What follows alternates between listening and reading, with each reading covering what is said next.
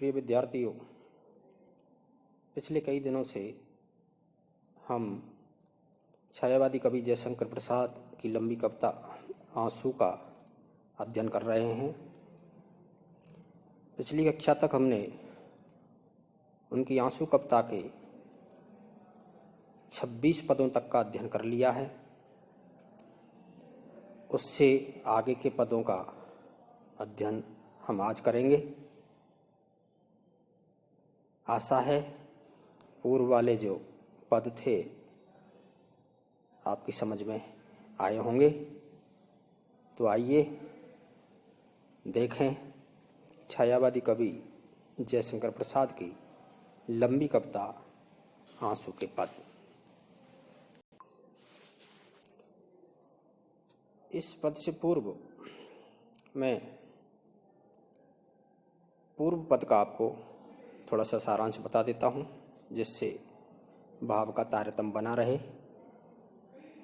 पूर्व पद में कवि एक विरही हृदय का चित्रण कर रहे थे और लिख रहे थे कि विरही हृदय को अपना जो प्रेमी है वो सत्य और सुंदर लगता है, और ऐसा लगता है कि इस झूठे संसार में केवल उसका जो प्रेमी पात्र है वही जीवन साथी बन करके उसके इस सांसारिक मार्ग को कल्याण के रास्ते पर ले जा सकता है। ये प्रसंग चल रहा था। इसी प्रसंग में आगे देखिए कवि और क्या वर्णन करते हैं। कितनी निर्जन रजनी में तारों के दीप जलाए, स्वर गंगा की धारा में उज्जवल उपहार चढ़ाए। यहां इसका जो प्रसंग है, कवि एक विरही हृदय की उस स्थिति का वर्णन कर रहे हैं जब वो अपनी प्रेयसी के लिए रातों निहारता रहता था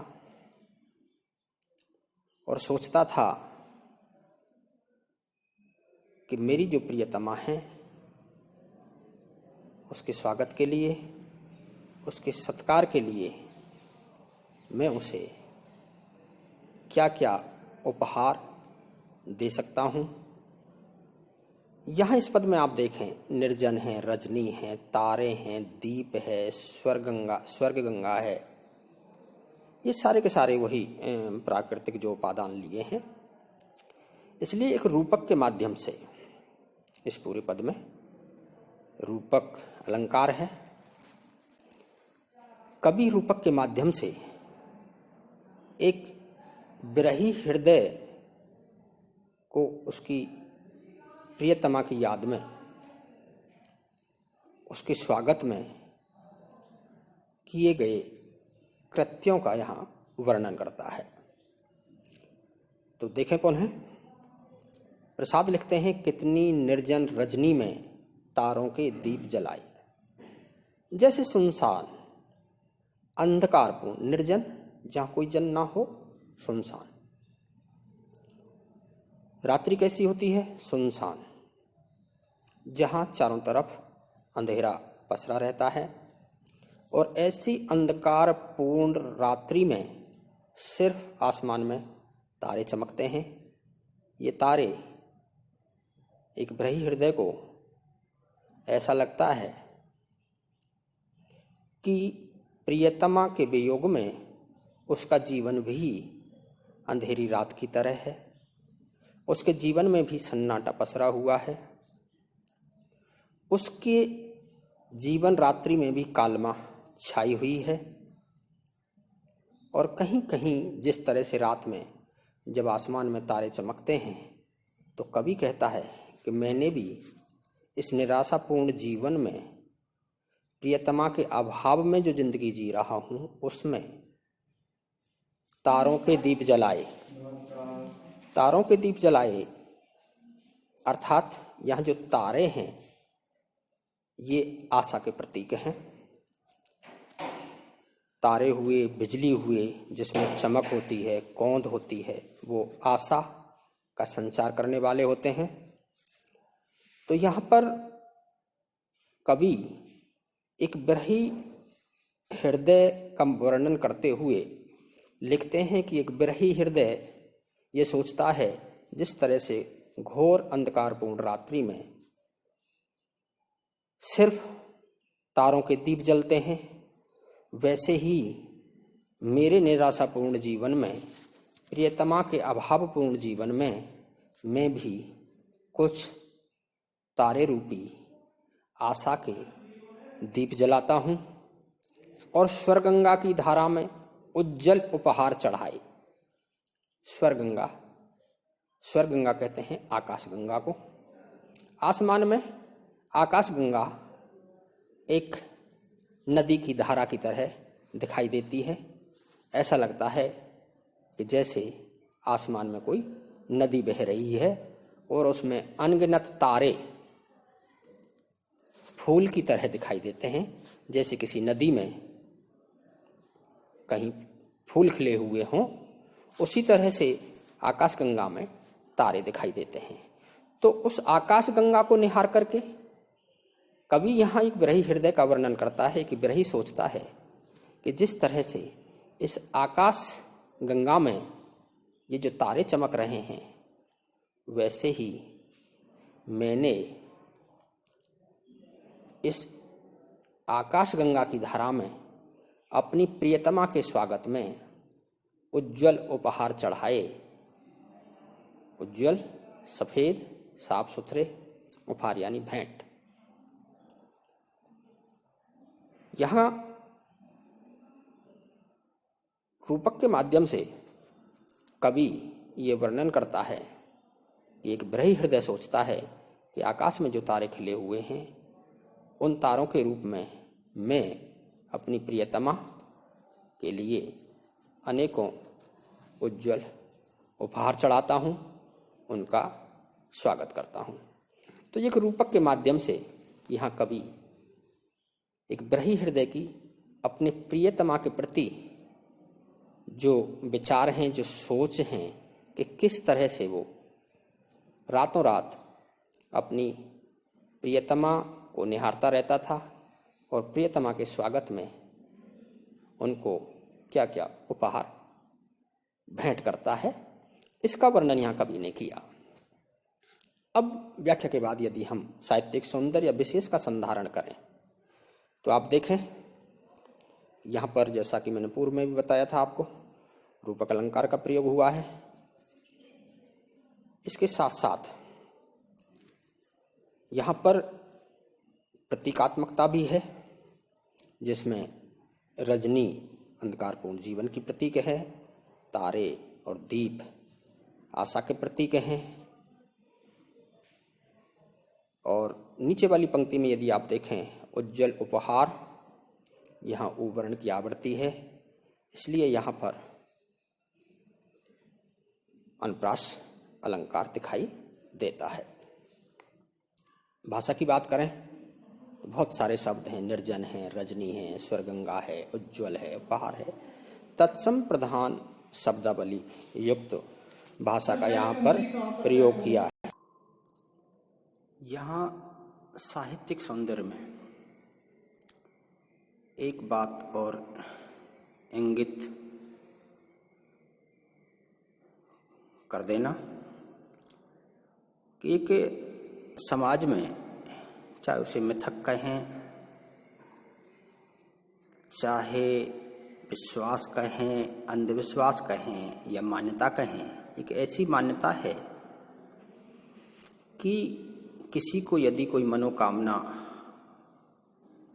है और उसको पूरी करना चाहता है, तो एक ऐसी मान्यता है, एक ऐसा मिथक है, एक ऐसी धारणा है कि रात के समय नदी में दीपक जलाने से मनोकामना पूरी हो जाती है।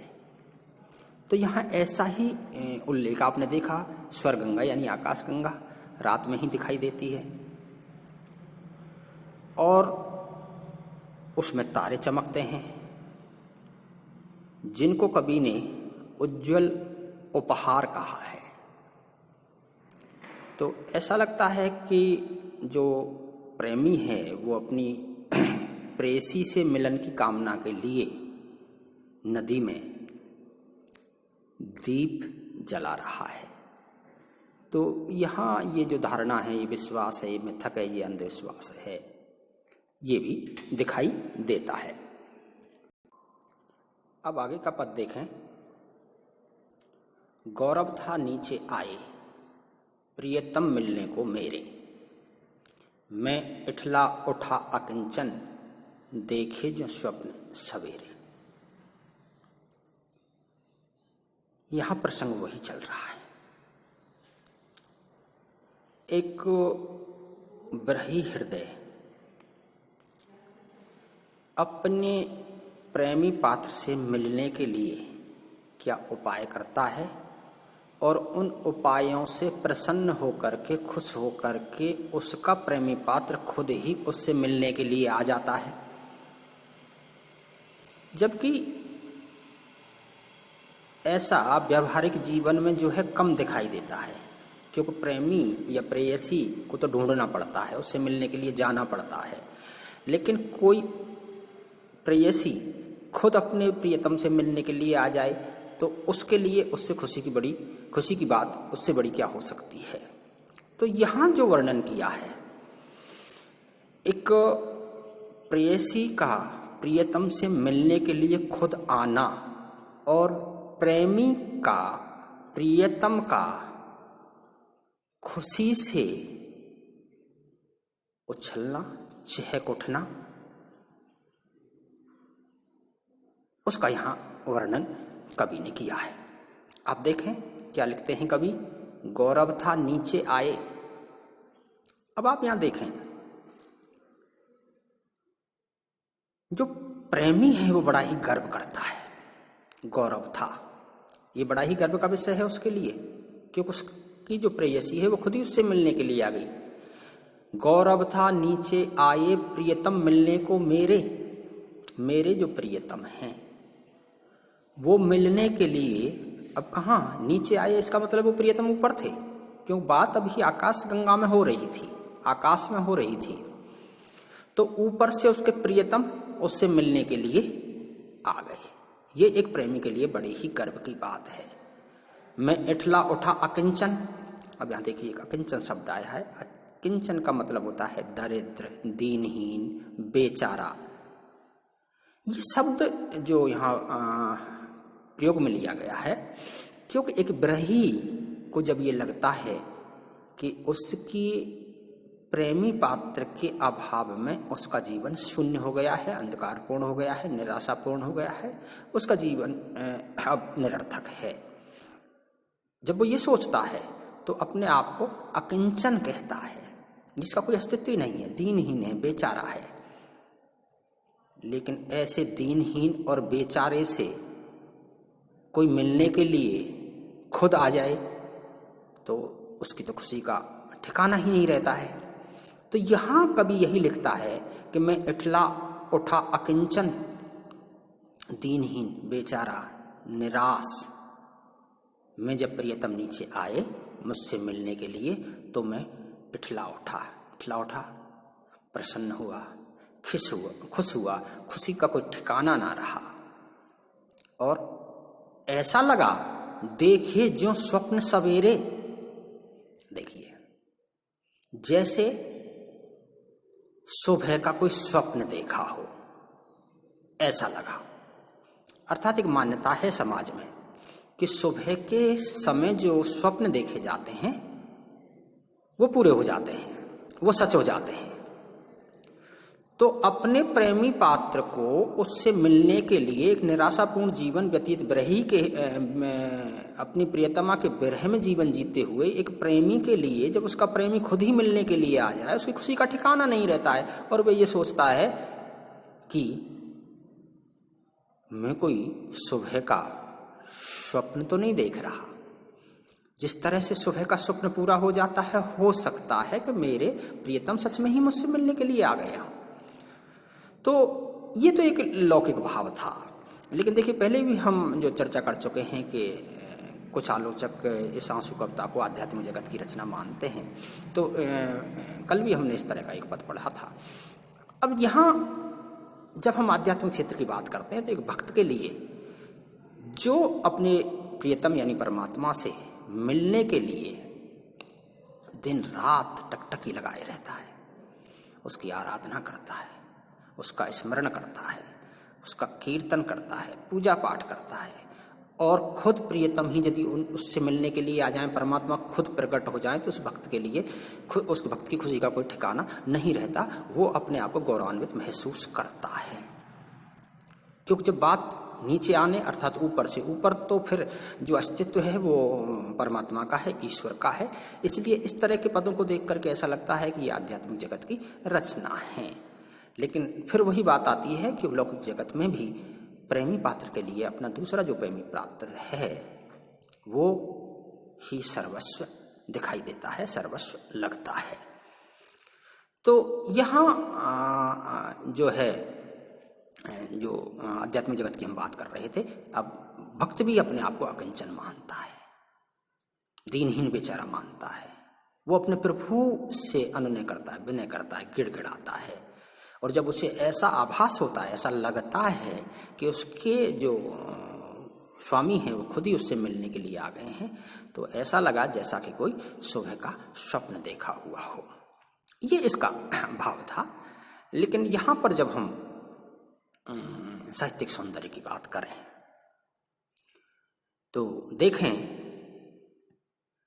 कि यहाँ एक जो अलंकारों की यदि हम बात करें तो यहाँ पर जो नीचे वाली पंक्ति में एक शब्द आया है ज्यों, जैसे, उसको कैसा लगा? जैसे कि कोई सुबह का स्वप्न देखा हुआ हो। ज्यों त्यों इस तरह के जब शब्द आते हैं वहाँ पर एक अलंकार होता है, जिसे साहित्य में उत्प्रेक्षा अलंकार कहते हैं। और इसी पंक्ति में स्वप्न और सवेरे सावरण की आवृत्ति है, इसलिए आप इसमें अनुप्रास अलंकार भी लिख सकते हैं। तो और रही भाषा की बात, भाषा तो मैंने आपको हर बार हर पद में बताता हूँ कि यहाँ स्वप्न है, अकिंचन है, प्रियतम है, गौरव है, सब तत्सम शब्दावली से युक्त शब्द हैं, इसलिए तत्सम शब्दावली युक्त भाषा यहाँ लिख सकते हैं।